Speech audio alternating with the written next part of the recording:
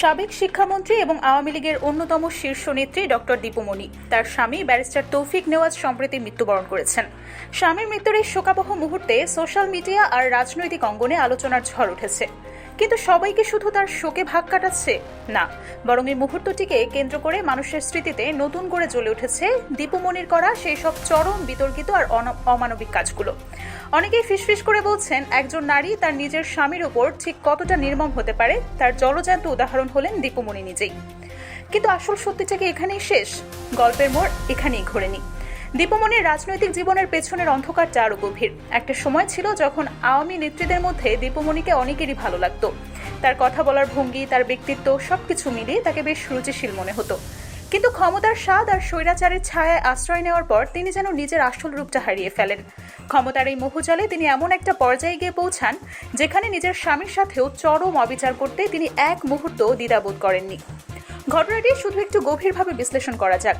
দীপুমণি যখন নিজে হত্যা মামলায় মুন্সিগঞ্জ জেলখানায় বন্দী হলেন, তখন থেকেই শুরু হয় তার স্বামীকে নিয়ে এক নগ্ন রাজনীতি। তার স্বামী ব্যারিস্টার তৌফিক নেওয়াজ ছিলেন গুরুতর অসুস্থ, শারীরিকভাবে দুর্বল, এক প্রায় মৃতপ্রায় মানুষ। কিন্তু দীপুমণির তখন দরকার ছিল সহানুভূতি। তিনি চাইলে মানুষ তার এই দুর্দশাকে দেখুক, তার প্রতি করুণ হোক এবং তার প্রতি মুক্তির দাবি ওঠে। আর এই সহানুভূতি আদায়ের জন্য নির্বাচিত হাতিয়ার হয়ে দাঁড়ান তার নিজের অসুস্থ স্বামী। 2 দিন পরপরই ওই অসহায় মানুষটিকে হুইল চেয়ারে করে জেলখানায় আনা হতো। একজন অসুস্থ বৃদ্ধের শরীরে কতটা কষ্ট হতো এই প্রতিক্রিয়ায়, সেটা নিয়ে দীপুমণির কোনো মাথা ব্যথা ছিল না। তার একমাত্র লক্ষ্য ছিল ক্যামেরার সামনে একটি ভাঙা হৃদয়ের নারীর ছবি তুলে ধরা, যাতে রাজনৈতিক ফায়দা লুটা যায়। যে নারী নিজের স্বামীর সাথে এমন নির্মম আচরণ করতে পারে, সেই নারী সাধারণ মানুষের সাথে বা রাজনৈতিক প্রতিপক্ষের সাথে ঠিক কেমন আচরণ করতে পারে সেটা কল্পনা করলেও গা শিউরে উঠবে। তবে দীপুমণির নিষ্ঠুরতার বহিঃপ্রকাশ শুধু তার পারিবারিক জীবনেই সীমাবদ্ধ ছিল না। রাজনীতির মঞ্চে তিনি যেভাবে ঘৃণা ছড়িয়েছেন তা বাংলাদেশের রাজনৈতিক ইতিহাসে এক কলঙ্কের অধ্যায়। আসুন সময়ের হিসাবটা একটু পেছনে ফেরানো যাক। দৃশ্যপট 2019 সালের মার্চ মাস। তৎকালীন সাধারণ সম্পাদক ওবায়দুল কাদের গুরুতর অসুস্থ হয়ে পড়লে তাকে দ্রুত সিঙ্গাপুরে উন্নত চিকিৎসার জন্য পাঠানো হয়। ঠিক এই একই সময় কারাবন্দী ছিলেন বিএনপি চেয়ারপারসন বেগম খালেদা জিয়া। তিনিও ছিলেন গুরুতর অসুস্থ।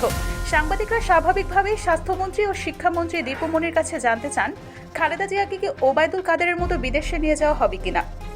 এর উত্তরে দীপুমণি যে মন্তব্যটি করেছিলেন তা ছিল মানবতার চোখে এক চরম কালো দাগ। তিনি অত্যন্ত শীতল কণ্ঠে বলেছিলেন, ওবায়দুল কাদেরের চিকিৎসা আর খালেদা জিয়ার চিকিৎসা কখনো এক হতে পারে না। তার যুক্তি ছিল, ওবায়দুল কাদের একজন মুক্ত নাগরিক, তাই তিনি যে কোনো জায়গায় চিকিৎসা নিতে পারেন। কিন্তু খালেদা জিয়া একজন দণ্ডপ্রাপ্ত আসামি, তাই তার চিকিৎসা হবে কেবল কারাবিধি অনুযায়ী।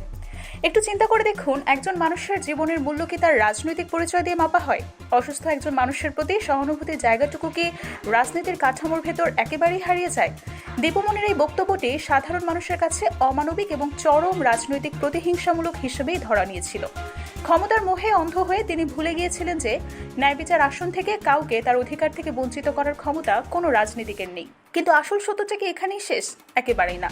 দীপুমণির রাজনৈতিক জীবনের সবচেয়ে বড় এবং সুপরিকল্পিত মিথ্যাচারের জাল বোনা হয়েছিল বেগম খালেদা জিয়ার জিয়া অরফানেজ ট্রাস্ট মামলাকে কেন্দ্র করে। দীপুমণি সহ তৎকালীন আওয়ামী সরকারের শীর্ষ নেতারা প্রতিটি জনসভায়, প্রতিটি মাইকে গলা ফাটিয়ে বলতেন, খালেদা জিয়া এতিমের টাকা আত্মসাৎ করেছেন, তিনি এতিমের অধিকার কেড়ে নিয়েছেন। এই প্ররোচনার মাত্র এতটাই তীব্র ছিল যে সাধারণ মানুষের মগজে একটি সুনির্দিষ্ট চিত্র তৈরি হয়েছিল। কিন্তু আইনি লড়াইয়ের দাবিটা কতটুকু সত্য ছিল? সময়ের অদৃশ্য হাত যখন সত্যকে উন্মোচিত করে, তখন সবার চোখ কপালে ওঠে। ক্ষমতার পট পরিবর্তনের পর সম্প্রতি 2025 সালের জানুয়ারি মাসে বাংলাদেশের সর্বোচ্চ আদালত সুপ্রিম কোর্টের আপিল বিভাগ এই মামলার চূড়ান্ত রায় দেয়। আদালতে খোদ দুর্নীতি দমন কমিশন এবং ব্যাংকের নথিপত্র গভীরভাবে পর্যালোচনা করা হয়। উন্মোচিত সত্যটা ছিল অবাক করা। আদালত জানায়, ট্রাস্টের একটি টাকাও আত্মসাৎ করা হয়নি, পুরো টাকাটি ব্যাংকের সুদে আসলে জমা হয়েছিল। আদালত এই মামলাটিকে সরাসরি রাজনৈতিক উদ্দেশ্য প্রণোদিত এবং ম্যালিশিয়াস প্রসিকিউশন বা উদ্দেশ্য প্রণোদিত মিথ্যা অভিযোগ হিসেবে আখ্যায়িত করে। বেগম খালেদা জিয়া এবং তারেক রহমান সহ সবাইকে সম্পূর্ণ খালাস দেয়া হয়। একটি দশকেরও বেশি সময় ধরে দীপুমণিরা যে গল্প ফেঁদেছিলেন, যে মিথ্যাচারের পাহাড় গড়েছিলেন, আইনি বিশ্লেষণে তা একেবারেই ভিত্তিহীন প্রমাণিত হয়। একজন মানুষকে যাবজ্জীবন করে দেওয়া হয়েছিল, তাকে জেলে পচন ধরানো হয়েছিল, আর তার ভিত্তিই ছিল রাজনৈতিক প্রতিহিংসা। এই মিথ্যাচারের পাশাপাশি দীপুমণির আরেকটি অধ্যায় রয়েছে, যা তার রাজনৈতিক চরিত্রের আরেকটি রূপ প্রকাশ করে। 2004 সালের 21 আগস্ট গ্রেনেড হামলায় আওয়ামী লীগের নেত্রী আইভি রহমান গুরুতর আহত হয়ে মারা যান। সেই শোকের সময় তৎকালীন প্রধানমন্ত্রী বেগম খালেদা জিয়া মানবিকতা বোধ করে তাদের বাসায় যাওয়ার চেষ্টা করেছিলেন, সান্ত্বনা দিতে চেয়েছিলেন।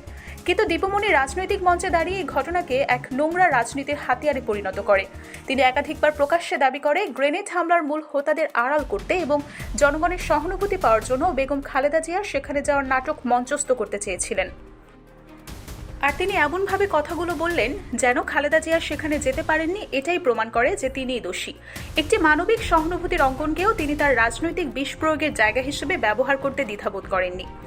একাই বা তিনি থামলেন কোথায়? নির্বাচনের আগে এক রাজনৈতিক সভায় তিনি পুরো বিএনপি জামায়াত জোটের রাজনৈতিক অস্তিত্বকে অস্বীকার করে চরম উস্কানিমূলক মন্তব্য করে বসেন।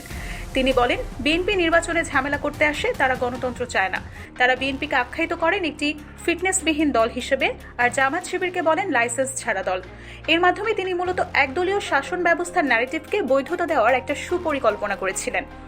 তার ভাষায় এতটাই আত্মবিশ্বাস ছিল যে তিনি ভেবেছিলেন এই ক্ষমতার নেশায় তিনি চিরকাল ডানা মেলে উঠতে পারবেন। কিন্তু পৃথিবীর সব শক্তিরই একটা শেষ আছে। সময়ের চাকা ঘুরে ক্ষমতার পালাবদল হলে দেখা গেল যিনি নিজেকে অন্যের বিচারক বানিয়েছিলেন, যিনি অন্যের অসুস্থতা নিয়ে কটূক্তি করেছিলেন, যিনি অন্যকে দুর্নীতিবাজ বানিয়ে জেলে পাঠিয়েছিলেন, সেই দীপুমণি নিজেই আজ একাধিক হত্যা মামলায় মুন্সিগঞ্জ জেলা কারাগারে বন্দী। আর এই জেলখানাতেই তার জীবনের সবচেয়ে বড় আর নাটকীয় মোড়টা আসে। তার স্বামী মারা গেলে তিনি কয়েক ঘন্টার প্যারোলে মুক্তি পান শেষবারের মতো তার মৃত স্বামীকে দেখার জন্য।